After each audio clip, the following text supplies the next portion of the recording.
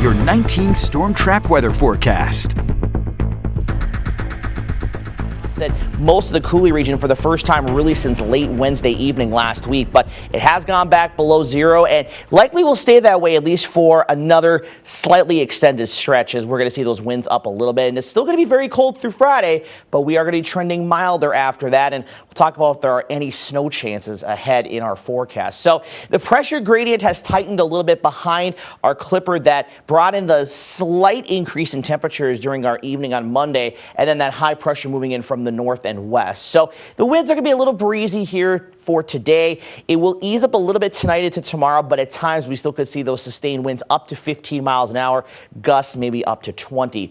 And again, as I hinted at yesterday, Future Track might be overdoing the cloud cover a little bit here. You'll notice this for today, also during the day tomorrow as well. But we'll call it a mix of sun and clouds for today. And then tonight will turn out to be mostly clear to at times partly cloudy. Then as we go into tomorrow, again, we'll have a mixture of clouds and sunshine around. But as you notice, other than that, there's really no chance of precipitation here in the forecast. And then as we go into Wednesday night, we'll have a mostly clear sky. Thursday, we'll call it partly cloudy, but I could actually see a scenario where it's a little more mostly sunny, maybe a few extra clouds for a time as we get into the late afternoon hours. But looking ahead, there are really no snow chances here in the forecast. There's just a very slight chance as we get into Sunday night, and Monday of next week. But even that right now, not looking all that impressive. Again, we're 5 days away, something that, we'll at least watch the trends on. But as of now, it's not looking to be anything really too significant. And you look at the total precipitation here over the next 5 days, and